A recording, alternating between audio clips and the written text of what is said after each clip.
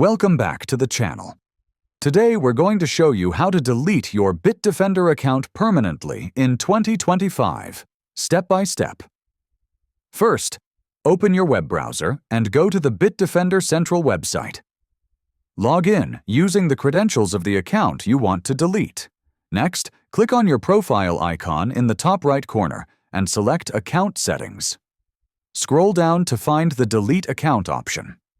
Click Delete Account and follow the on-screen prompts. You may be asked to enter your password again to confirm your identity.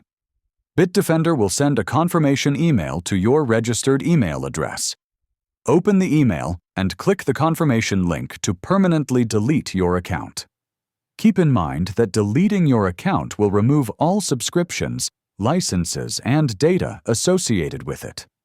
Make sure to cancel any active subscriptions before proceeding to avoid future charges. Finally, after completing these steps, your Bitdefender account will be permanently removed from their system, and you will no longer have access to any related services. By following this guide, you can delete your Bitdefender account completely and securely. If this video helped you, hit like, subscribe, and share your experience in the comments. Thanks for watching.